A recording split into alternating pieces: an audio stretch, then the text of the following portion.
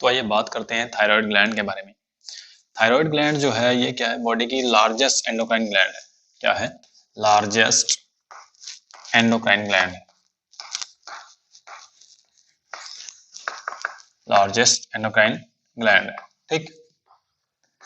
अगर कोई normal question आता है कि बॉडी की लार्जेस्ट ग्लैंड कौन सी है, तो लिवर है। ठीक। लेकिन अगर हम बात करें कि स्पेशली एंडोक्राइन ग्लैंड की, तो लार्जेस्ट एंडोक्राइन ग्लैंड कौन सी है? हमारी थायराइड ग्लैंड जो है ये लार्जेस्ट एंडोक्राइन ग्लैंड है। ठीक। और ये जो ग्लैंड होती है काफी ज्यादा वाइटल होती है। ठीक। ह्यूमंस में या फिर और जो वर्टिब्रेट्स हैं सब के अंदर क्या होती है, ये ग्लैंड काफी ज्यादा इंपॉर्टेंट ग्लैंड है। ठीक। काफी ज्यादा क्या है, इंपॉर्टेंट ग्लैंड है। ठीक। वेरी इंपॉर्टेंट ग्लैंड है। नेक्स्ट अगर हम लोग बात करें कि थायराइड ग्लैंड जो है इसका शेप की बात करें, तो शेप आप सबको पता होगा कि क्या होती है, ये बटरफ्लाई शेप होती है। क्या होती है? बटरफ्लाई शेप होती है। ठीक। बटरफ्लाई शेप होती है इसकी। ठीक। और बटरफ्लाई शेप जो होती है, ठीक, इसके अंदर हमें क्या देखने को मिलता है कि इसके अंदर दो लोब होते हैं। क्या होते हैं? दो लोब होते हैं। हम लोग इस टाइप से बना के समझते हैं। ठीक। क्या होते हैं? इस टाइप से दो लोब होते हैं थायराइड ग्लैंड के अंदर। ठीक। बटरफ्लाई शेप होती है और दो लोब होते हैं। ठीक। अब जो थायराइड ग्लैंड है, ठीक, इसके अंदर बेसिकली जो ब्लड सप्लाई होती है वो बहुत ज्यादा ब्लड सप्लाई होती है। थायराइड ग्लैंड को क्या है, थायराइड ग्लैंड क्या है, एक टाइप का हम बोल सकते हैं कि बॉडी का वो ऑर्गन है, उन मेजर ऑर्गन में से एक है जिनको कि काफी ज्यादा ब्लड सप्लाई होती है। ठीक। तो थायराइड ग्लैंड क्या है कि काफी ज्यादा इसको क्या होती है, हाईली वेस्कुलर होती है। क्या होती है? हाईली वेस्कुलर होती है। हाईली वेस्कुलर होती है। ठीक। अगर हम लोग इसके ओरिजिन की बात करें, अगर इसके ओरिजिन की बात करें तो ये क्या होती है, एंडोडर्मल ग्लैंड होती है। क्या होती है? एंडोडर्मल ग्लैंड होती है। एंडोडर्मल ग्लैंड होती है। ठीक। अब एंडोडर्मल कैसे होती है कि, एक बात सुने, एंडोडर्मल ग्लैंड होती है, इसको हम लोग अभी समझने वाले हैं, लेकिन एक बात और समझें कि एंडोक्राइन ग्लैंड जो कि बॉडी के अंदर सबसे पहले हमें अपीयर होती है वो कौन सी है? वो थायराइड ग्लैंड ही है। ठीक। एंडोक्राइन ग्लैंड बॉडी के अंदर सबसे फर्स्ट अपीयर होने वाली कौन सी है? थायराइड ग्लैंड है। ठीक। ये कब अपीयर होती है? हमें लगभग 24th डे जो है गैस्ट्रेशन पीरियड का, ठीक है, उस वक्त हमें क्या होती है, अपीयर होती है। ठीक। और इसका जो हमने बात की कि ओरिजिन है वो कौन सा है, एंडोडर्मल ओरिजिन है इसका। तो आइए समझते हैं कि हमारा जो क्या होती है, फेरेंजियल एंडोडर्म होती है। फेरेंजियल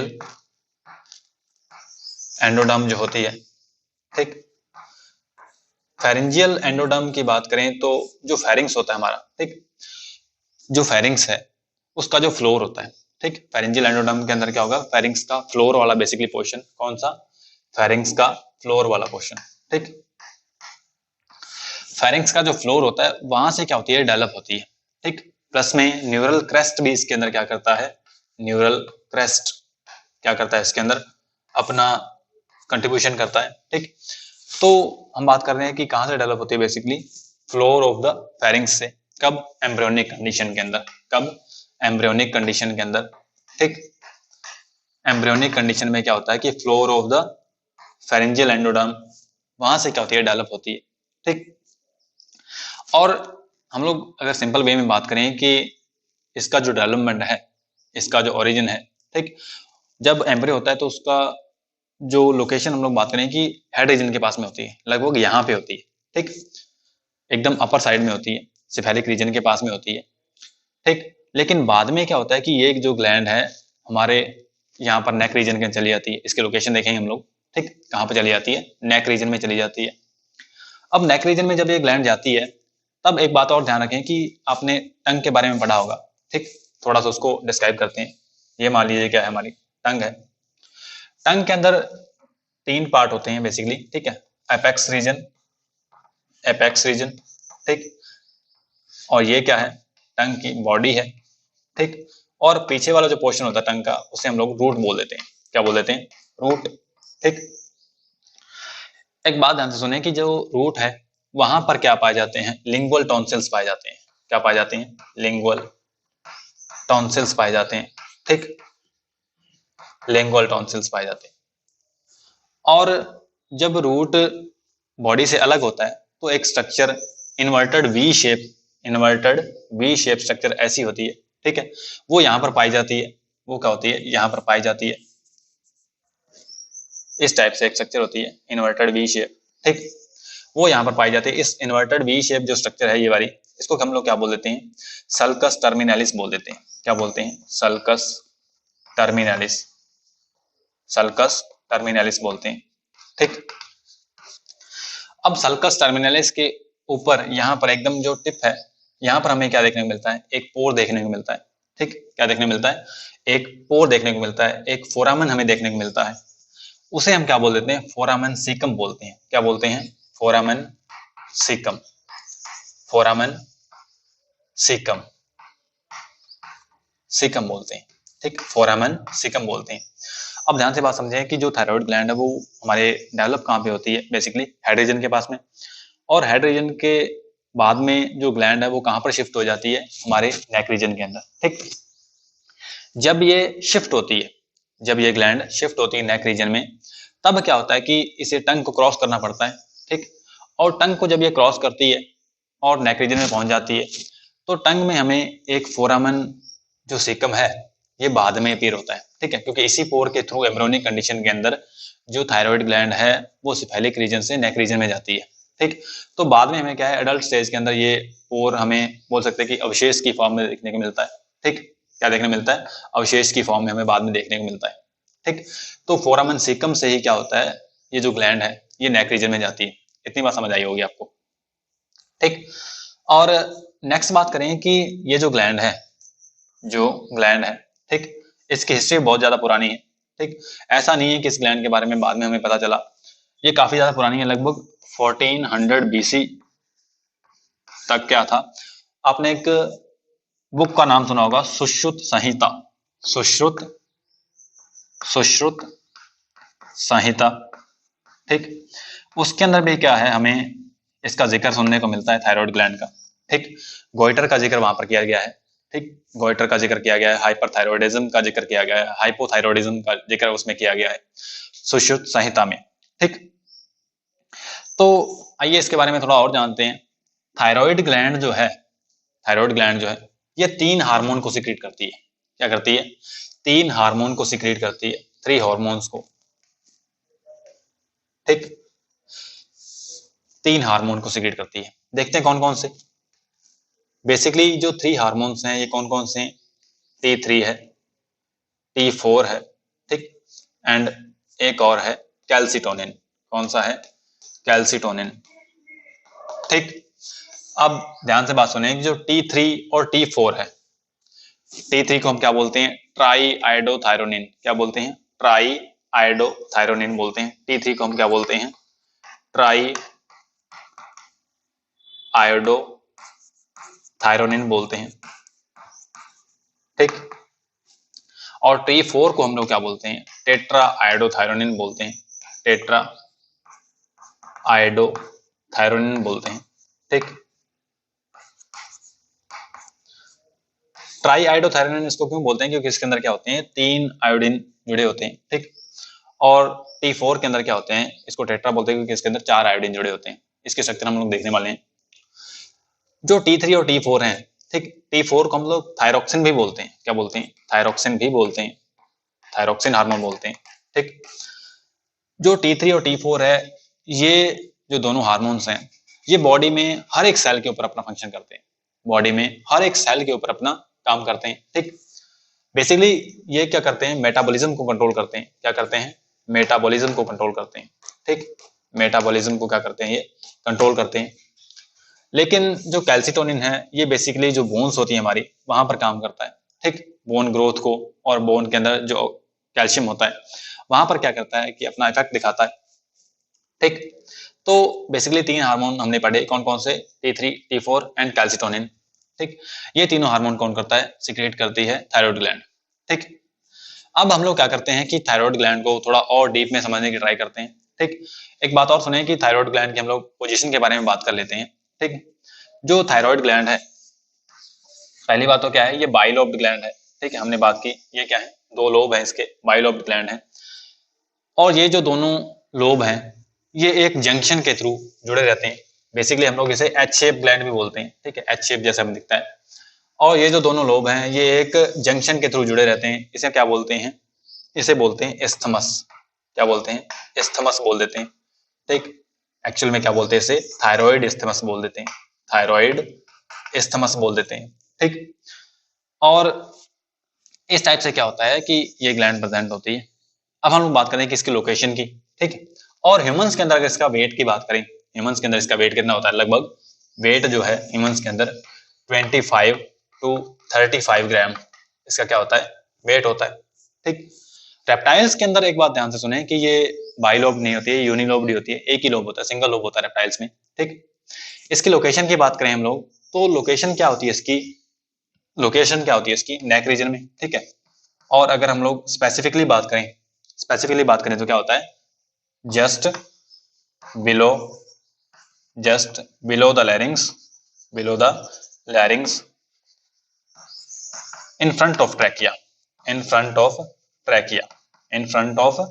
ट्रैकिया, ठीक।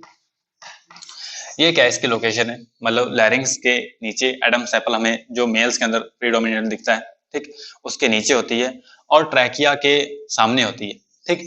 इसके जो दोनों लोब होते हैं इसके वो साइडों में होते हैं।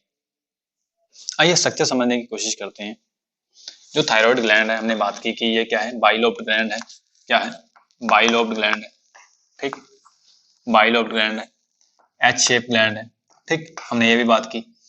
और आइए इसकी जो स्ट्रक्चर है, ठीक है, हम लोग शेप की बात कर रहे थे कि एच शेप है ग्लैंड, ठीक।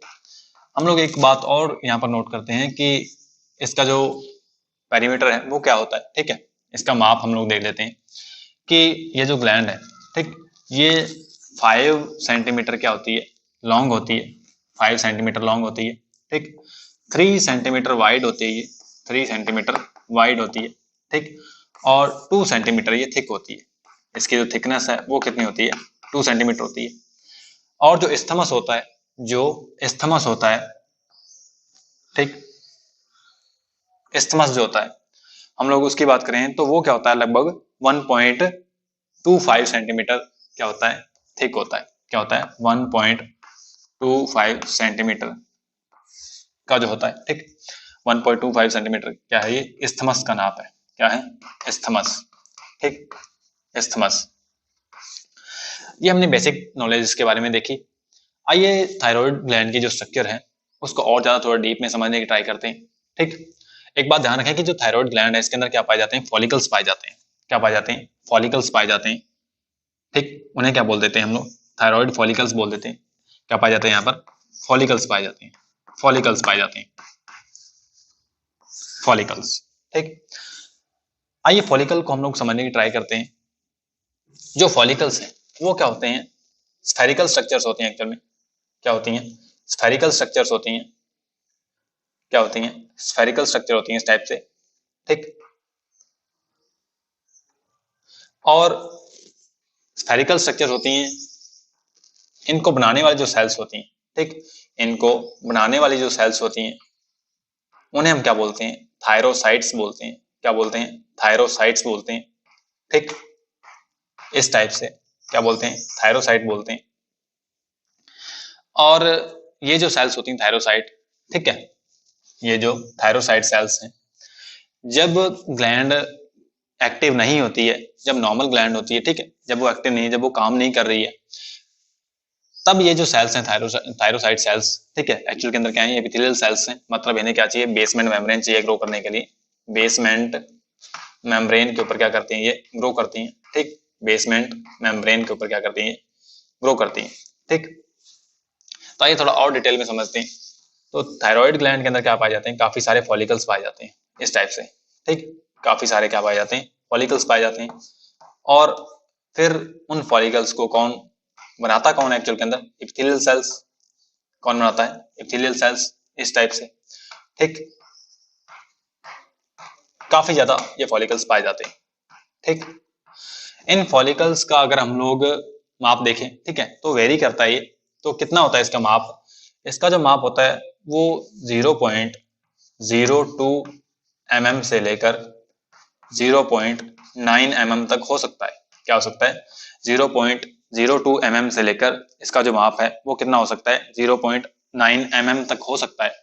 ठीक, आइए थोड़ा और समझते हैं इसके बारे में कि ये जो सेल्स हैं, ठीक है, इनका शेप क्या होता है। नॉर्मली जब ये ग्लैंड काम नहीं कर रही होती है तब ये फ्लैट हो जाती हैं। ये सेल्स क्या हो जाती हैं? ये सेल्स क्या हो जाती हैं? फ्लैट सेल्स हो जाती हैं, फ्लैट हो जाती हैं। ठीक, क्योंकि इसके अंदर क्या होता है, फिर थायरोग्लोबुलिन का जो अमाउंट है वो काफी ज्यादा हो जाता है। क्या हो जाता है? थायरोग्लोबुलिन का अमाउंट काफी ज्यादा हो जाता है।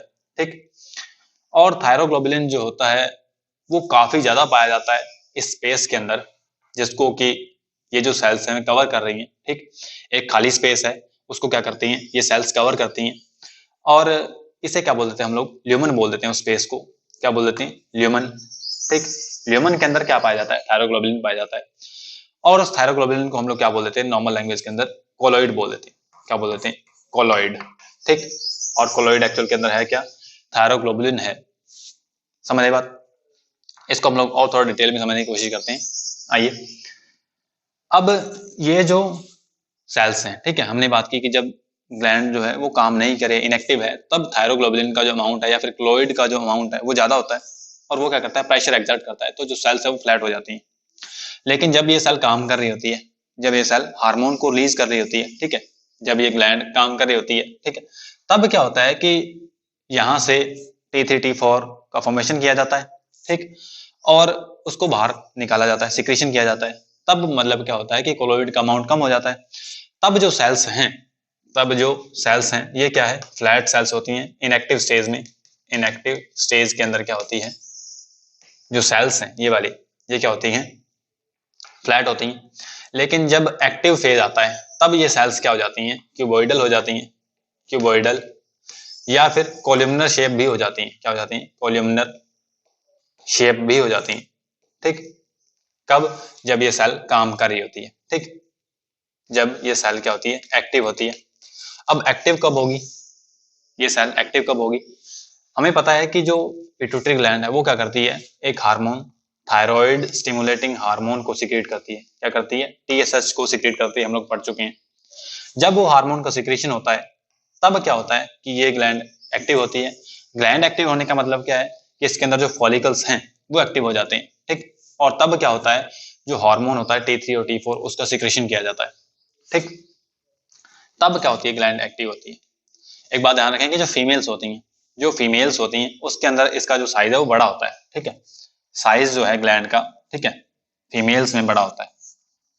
फीमेल्स में क्या होता है? जो साइज है, ठीक है, किसका? ग्लैंड का, वो क्या होता है? बड़ा होता है। ठीक, तो हम लोग समझ रहे हैं इनको, ठीक है, फॉलिकल्स को समझ रहे हैं क्योंकि फॉलिकल्स ही क्या है इसके अंदर काम करने वाली हम लोग यूनिट्स बोल सकते हैं। ठीक, तो जो फॉलिकल्स हैं इनको काफी ज्यादा ब्लड सप्लाई होती है। ठीक है, हाईली वैस्कुलर हैं, हमने पढ़ा भी था। तो इनको क्या होती है? काफी ज्यादा ब्लड सप्लाई होती है। ठीक, क्या होती है? इनको काफी ज्यादा ब्लड सप्लाई होती है। ठीक, इस टाइप से।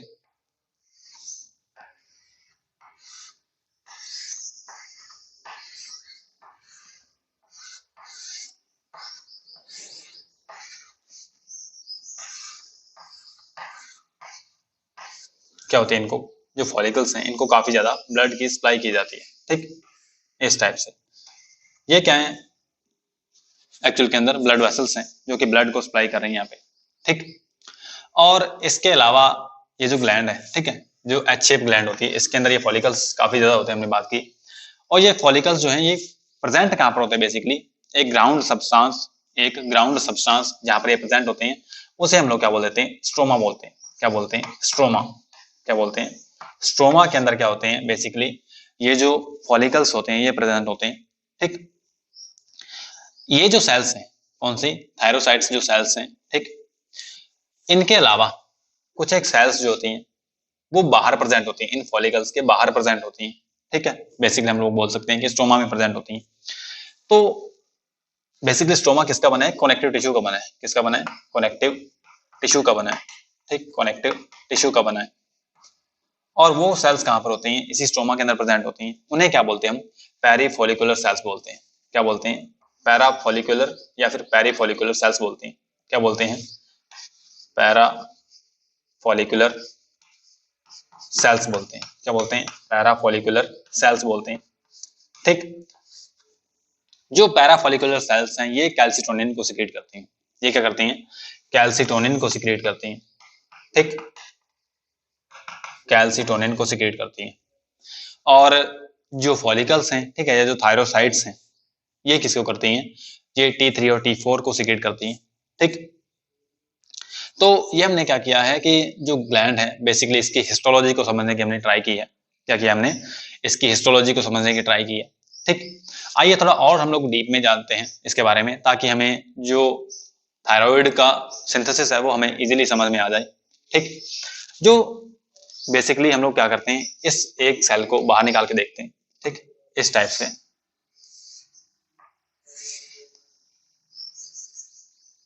ठीक, एक और ये क्या है, इस टाइप से। ठीक, अब ये जो सेल है, थायरोसाइट जो सेल्स हैं, ठीक, ये वाली जो मेम्ब्रेन है, जो आउटर मेम्ब्रेन है, ठीक है, इसे क्या बोलते हैं? बेसल मेम्ब्रेन बोलते हैं। क्या बोलते हैं? बेसल मेम्ब्रेन बोलते हैं। मेम्ब्रेन, ठीक है, बेसल मेम्ब्रेन बोलते हैं। ये जो साइडों में है, ठीक है, इसे क्या बोलते हैं हम? लैटरल मेम्ब्रेन बोलते हैं। क्या बोलते हैं? लैटरल मेम्ब्रेन बोलते हैं। ठीक, और जो ल्यूमन की साइड में जो मेम्ब्रेन है इसकी, वो क्या करती है? माइक्रोविलाई की फिंगर लाइक प्रोजेक्शंस की क्या बनाती है? इस टाइप से स्ट्रक्चर बनाती है। उसे हम लोग बोलते हैं एपिकल मेम्ब्रेन। क्या बोल देते हैं? Apical membrane. क्या बोलते हैं? एपिकल मेम्ब्रेन बोलते हैं। ठीक, अब हमें क्या होगा कि एक्चुअल के अंदर इसकी जो फिजियोलॉजी है सेल की, या फिर जो थायराइड का सिंथेसिस है, वो हमें इजीली समझ आएगा।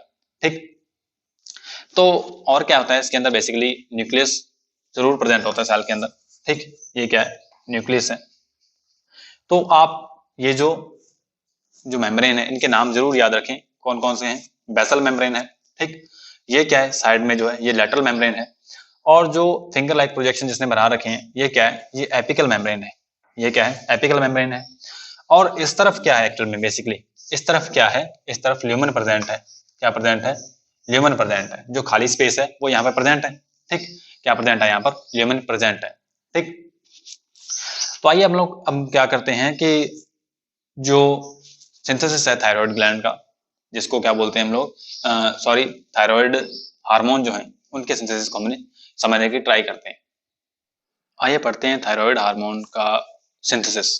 ठीक है, उसको समझने से पहले हम लोग ने क्या किया है कि एक सेल, इसको बड़ा कर लिया है, इसको जूम कर लिया है, ताकि हम लोग इजीली इस प्रोसेस को समझ पाए। ठीक, तो आइए शुरू करते हैं। हमें पता है कि ये जो क्या है हमारा फॉलिकल है एक, ठीक, और इनको क्या होती है? रिच अमाउंट के अंदर ब्लड सप्लाई होती है। ठीक, और जो ब्लड वेसल्स हैं वो इसको सराउंड करती हैं एक्चुअल में। ठीक, आपने सुना होगा कि जो थायराइड ग्लैंड है, ठीक है, ये क्या करती है? थायराइड हार्मोन का सिंथेसिस करती है। इसके लिए क्या होता है कि आयोडीन हमें बहुत ज्यादा एसेंशियल होता है। ठीक, अगर हम लोग आयोडीन ना लें, अगर हम लोग आयोडीन ना लें तो हमें काफी सारे डिजीज का सामना करना पड़ता है। ठीक है, डिसऑर्डर के अंदर हम लोग इसके बारे में भी चर्चा करेंगे। तो हम लोग क्या करते हैं कि जो डाइट लेते हैं, बेसिकली जो हम लोग खाना खाते हैं उसके अंदर हम लोग जो आयोडीन लेते हैं, ठीक, जो आयोडीन हम लोग लेते हैं वो गैस्ट्रो इंटेस्टाइनल ट्रैक के थ्रू एब्जॉर्ब होकर ब्लड के अंदर, ठीक है, इंटेस्टाइन से एब्जॉर्ब होता है। ठीक, तो वहां से क्या होता है कि ब्लड के अंदर आ जाता है, वो जो आयोडीन होता है वो ब्लड के अंदर आ जाता है। ठीक है, वो बेसिकली किस फॉर्म में होता है? वो आयोडाइड की फॉर्म में होता है। वो किस फॉर्म में होता है? आयोडाइड की फॉर्म में होता है। ठीक, इस टाइप से। तो आइए समझते हैं इसको। यहाँ पर क्या होता है? बेसिकली ये जो बेसल मेम्ब्रेन है, बाहर वाली जो मेम्ब्रेन होती है, ये क्या होती है? ये बेसल मेम्ब्रेन होती है। ठीक, ये क्या होती है? बेसल मेम्ब्रेन होती है। बेसल मेम्ब्रेन होती है। ठीक, ये कौन सी मेम्ब्रेन है? ये एपिकल मेम्ब्रेन है। ये कौन सी मेम्ब्रेन है? एपिकल मेम्ब्रेन है। एपिकल मेम्ब्रेन है। ठीक, और ये जो साइडों में ये क्या? लैटरल मेम्ब्रेन है।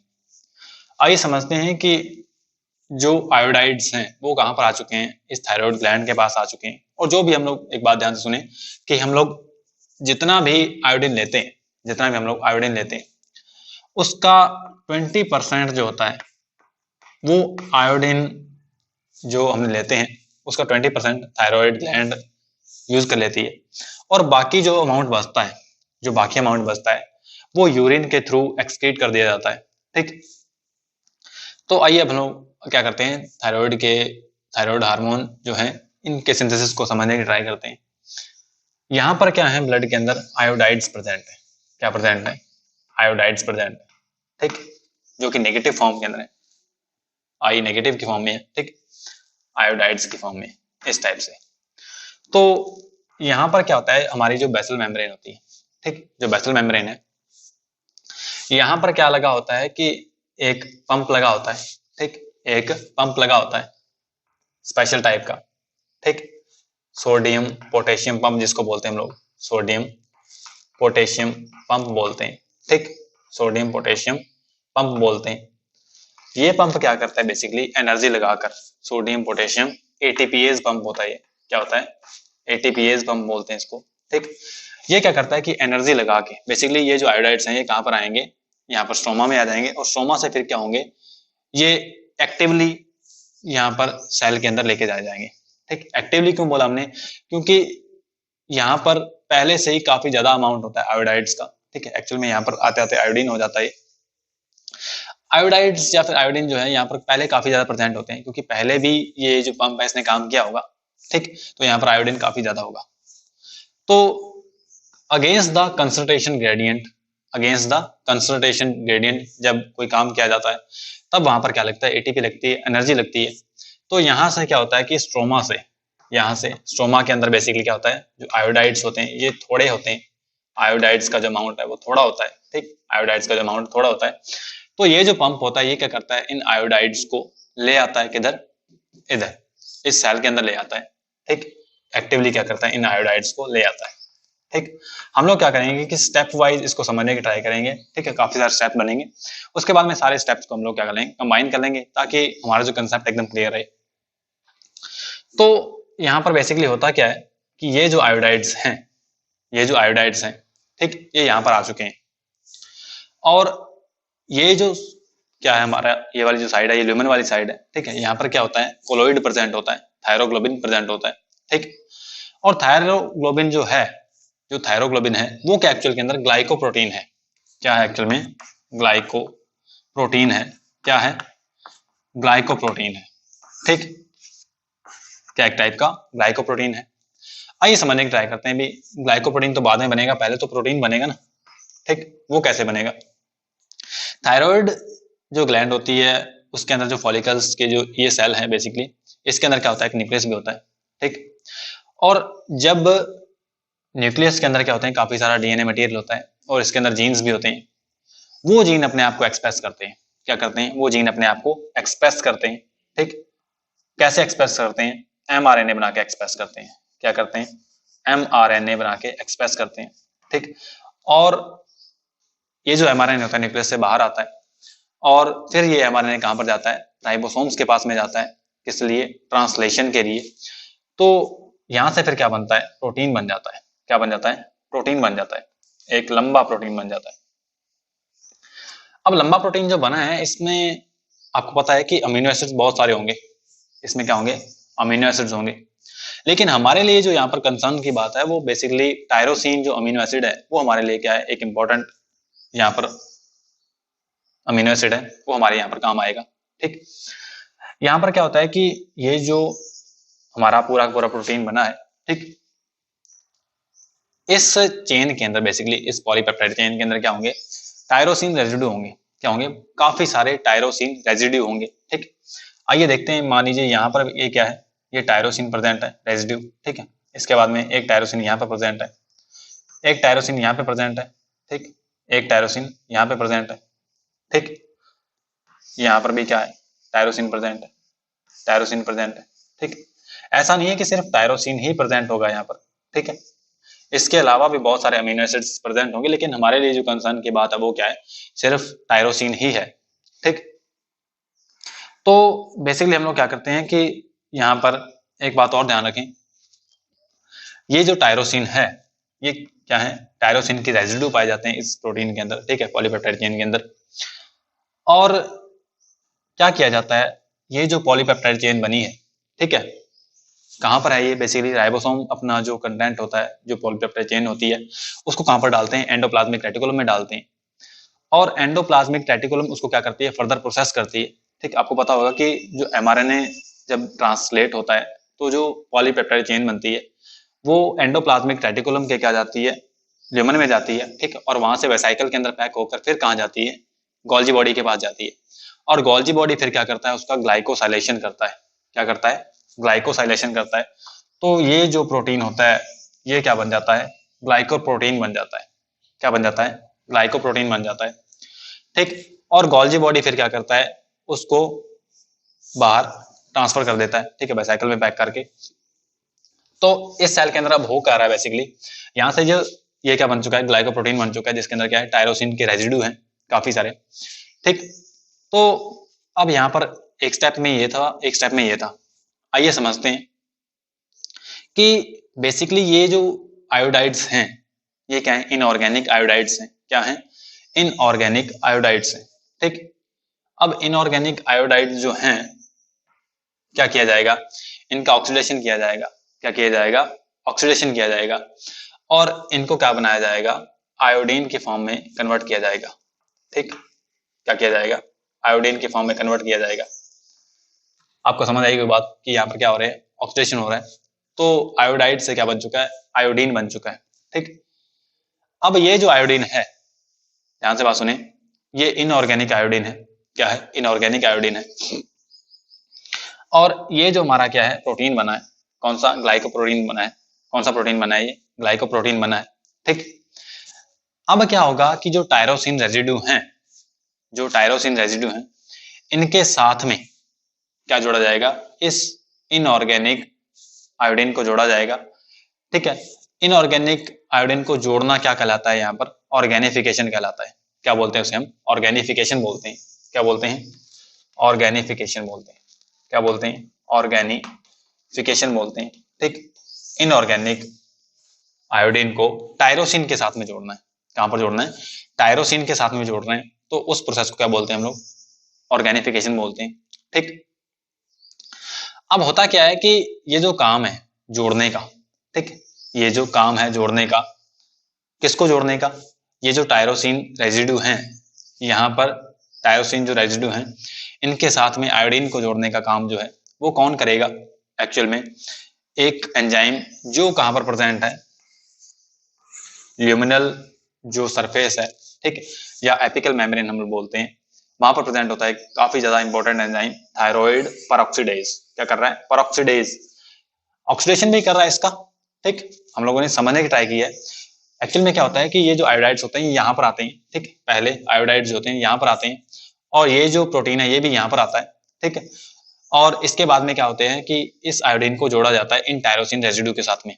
और इसके बाद में फिर क्या होता है कि जो एक्चुअल में जो थायरोग्लोबिन है उसका प्रोडक्शन किया जाता है। ठीक, तो बेसिकली जो ऑक्सीडेशन है यहाँ पर ये कर कौन रहा है? ये ध्यान रखिएगा आप।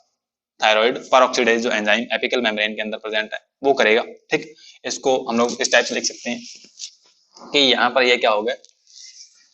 ये दोनों जाके जुड़ेंगे और इनका ऑक्सीडेशन होगा। ठीक है, और ऑक्सीडेशन होकर बेसिकली बनेगा क्या?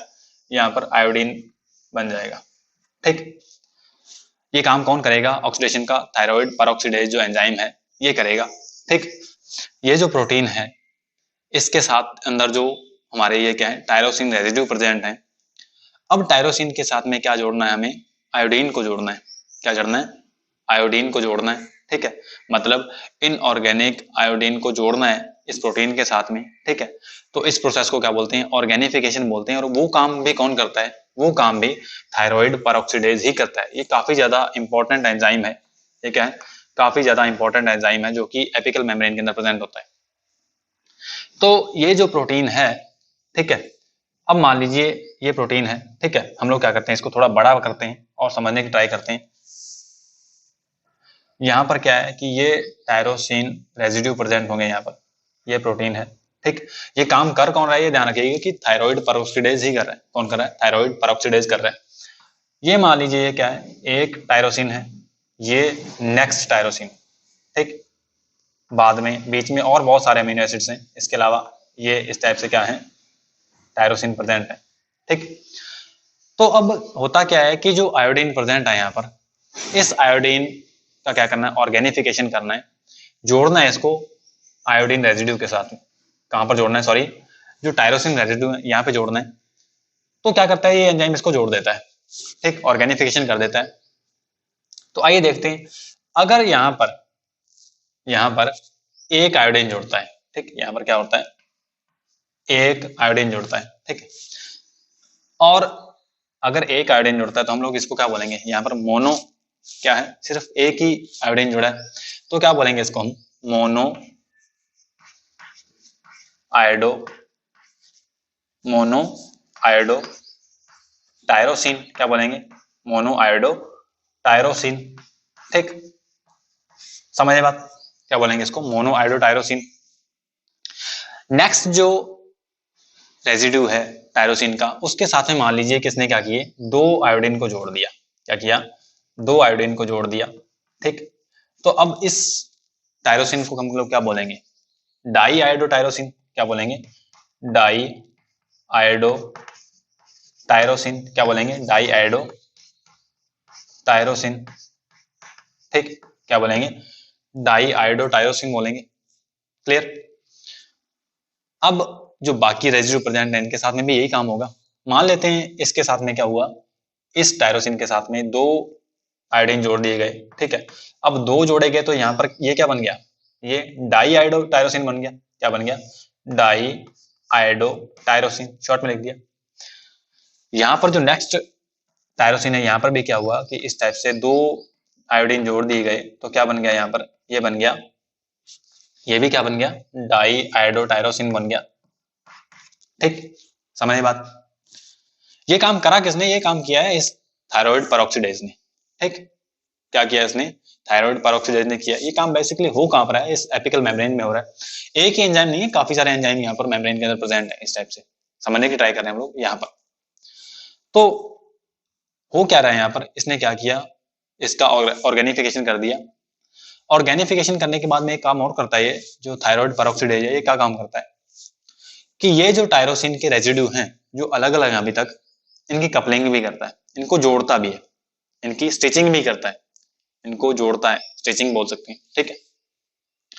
तो होता क्या है यहाँ पर, इनको क्या कर देता है, ये जोड़ देता है, ठीक है, इस टाइप से क्या होता है, जोड़ देता है, ठीक। ये जो टायरोसिन रेजिड्यू है, ठीक है, इनको क्या करता है, ये जो ये थायराइड पेरोक्सीडेज एंजाइम है, ये क्या करता है, इनको जोड़ भी देता है, ठीक है, स्टिचिंग कर देता है इनकी।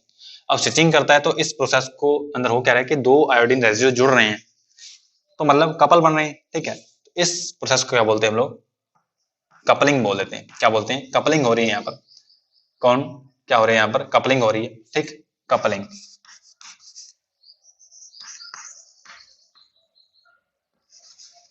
कपलिंग हो रही है, ठीक। अब ये बात आपको समझ आई होगी, ठीक, कि अब क्या हो चुकी है, इसकी कपलिंग हो चुकी है। अब है क्या कि एक्चुअल के अंदर एक्सोसाइटोसिस के थ्रू, ध्यान से बात सुने, एक्सोसाइटोसिस के थ्रू ये जो प्रोटीन बना है थायरोग्लोबिन, अब ये बन चुका है, ठीक, क्या बन चुका है, थायरोग्लोबिन बन चुका है। थायरोग्लोबिन जो प्रोटीन है पूरा का पूरा, इसको एक्सोसाइटोसिस के थ्रू क्या किया जाएगा, इस ल्यूमिनल सरफेस के अंदर या फिर ल्यूमिनल साइड के अंदर भेज दिया जाएगा, ठीक है, क्या किया जाएगा, ल्यूमिनल साइड के अंदर भेज दिया जाएगा, इस टाइप से हम लोग इसको शो कर रहे हैं, ठीक। और यहाँ पर फिर क्या होंगे, बहुत सारा क्या होगा, थायरोग्लोबिन प्रेजेंट होगा, ठीक। और थायरोग्लोबिन प्रेजेंट होगा तो क्या बोल देते हैं उसे हम लोग, उसे कोलोइड भी बोल देते हैं, हमने पढ़ा है, क्या बोलते हैं उसे, कोलोइड बोल देते हैं, ठीक, क्या बोलते हैं, कोलोइड बोल देते हैं, ठीक। अब एक बात और ध्यान से सुने, एक बात यहाँ पर एक पॉइंट रह गया था कि यहाँ पर क्या होता है कि अगेंस्ट द कंसंट्रेशन ग्रेडियंट इनको लेके आ जाता है एटीपी की हेल्प से, यहाँ पर एक पंप काम करता है। एक बात ध्यान से सुने कि यहाँ पर क्या है कि इलेक्ट्रिक ग्रेडियंट भी प्रेजेंट होता है, मेम्ब्रेन का अपना एक क्या है, इलेक्ट्रिक ग्रेडियंट प्रेजेंट है, और ये क्या है, चार्ज मॉलिक्यूल्स हैं, ये क्या है, आयोडाइड जो है चार्ज मॉलिक्यूल्स हैं, ठीक, चार्ज पार्टिकल्स हैं। तो चार्ज पार्टिकल तो मेम्ब्रेन जो है लिपिड की, इसको क्रॉस नहीं करते हैं, इसलिए यहाँ पर क्या होता है, एक पंप काम करता है, ठीक। और इस पंप की हेल्प से क्या होता है कि यहाँ पर केमिकल ग्रेडियंट भी बनता है, ठीक, क्योंकि यहाँ पर आयोडाइड जो है वो ज्यादा है, ठीक, यहाँ पर क्या है, आयोडाइड ज्यादा है, यहाँ पर कम होंगे। तो against the chemical gradient plus में अगेंस्ट द इलेक्ट्रिक ग्रेडियंट, इनको लेके आया जाता है इस सेल के अंदर बेसिकली। ठीक है, ये पॉइंट यहाँ पर आ गया था। तो यहाँ पर हम लोगों ने क्या देखा कि कपलिंग हो चुकी है और ये जो थायरोग्लोबुलिन है इसको कहाँ पर भेज दिया गया है, ल्यूमिनल साइड के अंदर भेज दिया गया। ठीक, अब ल्यूमिनल साइड के अंदर क्या है, ल्यूमिनल जो एरिया है यहाँ पर क्या है, स्टोर रहता है थायरोग्लोबुलिन। क्या रहता है, थायरोग्लोबुलिन स्टोर रहता है। ठीक, अब क्या होता है जब मान लीजिए जो पिट्यूटरी ग्लैंड है वो क्या करती है, थायराइड स्टिमुलेटिंग हार्मोन को सिक्रेट करती है। क्या करती है, थायराइड स्टिमुलेटिंग हार्मोन को सिक्रेट करती है। तब क्या होता है कि यहाँ पर जो थायरोग्लोबुलिन प्रेजेंट है कोलोइड की फॉर्म में, उसको दोबारा क्या किया जाता है, इनटेक किया जाता है। ठीक है, एंडोसाइटोसिस के थ्रू क्या किया जाता है, इसको लिया जाता है अंदर। क्या किया जाता है, एंडोसाइटोसिस के थ्रू वेसिकल्स के अंदर क्या किया जाता है, इस थायरोग्लोबुलिन को लिया जाता है। हम लोग मान लेते हैं कि यही वापस आ गया है। ठीक, यहां से क्या हुआ है, यहां से यही वापस आ चुका है। ठीक, समझने के अंदर हमें कोई परेशानी नहीं होगी। ये लाइसोसोम है, मान लीजिए ये क्या है, ये लाइसोसोम है। लाइसोसोम भी होता है भी सेल में। ठीक है, ये क्या है, लाइसोसोम है। ठीक, अब होता क्या है कि यहाँ पर एक बात ध्यान रखें, जो कपलिंग हुई है इनकी, ठीक है, अब कपलिंग हो चुकी है तो आप एक बात और ध्यान रखें कि यहाँ पर एक आयोडीन था टायरोसिन के पास में और यहाँ पर क्या था, 2 आयोडीन थे। इन दोनों की कपलिंग होने के बाद में ये बन क्या गया था, एक्चुअली में बना क्या था, 3 आयोडीन। तो 3 आयोडीन आयोडीन है तो क्या बन चुका है, ये ट्राई आयोडोथायरोनिन क्या बन चुका है, क्योंकि थायरोग्लोबुलिन था। क्या बन चुका है, ट्राई आयोडोथायरोनिन, T3 बन चुका है अभी। ठीक, और इस तरफ क्या बन चुका था, ये टेट्रा आयोडोथायरोनिन बन चुका था। क्या बन चुका था, T4। इसे को हम लोग क्या बोलते हैं, थायरोक्सिन बोल देते हैं। ठीक, लेकिन ये चेन के अंदर ही प्रेजेंट है अभी तक। ठीक है, क्या है, ट्राई आयोडोथायरोनिन यहाँ पर प्रेजेंट है, टेट्रा आयोडोथायरोनिन इस टाइप से प्रेजेंट है। और ये काफी ज्यादा लंबी चेन होती है, इसमें काफी ज्यादा इस टाइप से क्या होते हैं, रेजिड्यू पड़ जाते हैं T3 और T4 के। ठीक, अब यहाँ पर ये एंडोसाइटोसिस के थ्रू हम मानते हैं कि यहाँ पर अंदर आ चुका है सेल की। ठीक है, TSH के इन्फ्लुएंस में आकर इस सेल में क्या है, लाइसोसोम भी प्रेजेंट है। अब लाइसोसोम क्या करेगा, प्रोटियोलाइटिक एंजाइम्स की हेल्प से क्या करेगा, प्रोटियोलाइटिक एंजाइम की हेल्प से क्या किया जाएगा, इसको तोड़ा जाएगा। क्या किया जाएगा, इसको तोड़ा जाएगा। ठीक, अब टूटेगा कहां से, ये जो चेन थी यहां से टूट जाएगी। एक क्या बन जाएगा, T3 बन जाएगा। एक क्या बन जाएगा, यहां से टूटेगा तो T4 बन जाएगा। ठीक, और T3 और T4 बाद में क्या किए जाते हैं, यहाँ पर रिलीज कर दिए जाते हैं। कहां पर, ब्लड के अंदर, T3 और T4। ठीक है, तो आपको ये समझ आया होगा कि जो T3 और T4 है इनका इनएक्टिव फॉर्म के अंदर यहाँ पर स्टोरेज भी किया जाता है। थायरोग्लोबुलिन के फॉर्म में, कोलोइड के फॉर्म में इनको स्टोर भी किया जाता है। तो एक्सेप्शन है कि जो ग्लैंड्स होती हैं बेसिकली जब उनको हार्मोन सिक्रेट करना होता है तभी उसका सिंथेसिस करती हैं। लेकिन थायराइड ग्लैंड एक ऐसी ग्लैंड है जो कि करके अपने सिक्रेशन को स्टोर भी करके रखती है। ठीक, इसके पास कितना स्टोरेज होती है हम लोग इस बात से आइडिया लगा सकते हैं कि अगर हमें 3 मंथ तक आयोडीन ना मिले तब भी क्या होता है कि पूरी बॉडी की एक्टिविटी को ये कंट्रोल कर सकती है। ठीक, पूरी बॉडी की एक्टिविटी को ये कंट्रोल कर सकती है क्योंकि इसके पास रिजर्व होता है 3 मंथ तक का हमारा T3 और T4। ठीक है, अब क्या होता है कि T3 और T4 ब्लड के अंदर रिलीज कर दिए जाते हैं। ठीक है, और रिलीज करने के बाद में T3 और T4 जो है रिलीज करने के बाद में ये क्या होते हैं, टारगेट ऑर्गन तक पहुंचा दिए जाते हैं। ठीक, अब एक बात और ध्यान रखें कि जो T4 है, ठीक है, और T3 है, इनमें से ज्यादा रिएक्टिव कौन है, ज्यादा एक्टिव फॉर्म कौन सी है, तो T3 एक्टिव फॉर्म है। क्या है, T3 जो है ये एक्टिव फॉर्म है। ठीक, ये काफी ज्यादा तेजी से काम करता है। T3 जो है ट्राई आयोडोथायरोनिन जो है, हम लोग नेक्स्ट लेक्चर के अंदर क्या करेंगे, इसकी स्ट्रक्चर भी समझेंगे। ट्राई आयोडोथायरोनिन के ऊपर जो 3 आयोडीन है वो कौन कौन से कार्बन पे जुड़े रहते हैं, और टेट्रा आयोडोथायरोनिन के अंदर भी जो 4 आयोडीन है वो कौन कौन से कार्बन पे जुड़े रहते हैं। ठीक है, अब क्या है कि बेसिकली जब हमें पता चला कि ये क्या है कि T3 ज्यादा काम करने वाला है, T3 कम काम करने वाला है। ठीक, एफिशिएंसी ज्यादा किसकी है, T3 की है। तो टारगेट ऑर्गन के अंदर पहुंचते ही जो T4 है इसे भी कन्वर्ट कर दिया जाता है किसके अंदर, T3 के अंदर। क्या कर दिया जाता है, T4 को भी कन्वर्ट कर दिया जाता है T3 के अंदर, क्योंकि T3 क्या है, काफी ज्यादा एक्टिव फॉर्म है। ठीक, वहां से क्या किया जाता है कि एक आयोडीन को हटा दिया जाता है, वहां से एक आयोडीन को हटा दिया जाता है। हम लोग बाद में देखेंगे कि कौन से आयोडीन को हटाया जाता है। ठीक, तो इस टाइप से क्या होता है कि ये जो T3 और T4 है इनका सिंथेसिस किया जाता है और इनका सिक्रेशन किया जाता है। इनका सिंथेसिस और सिक्रेशन किया जाता है।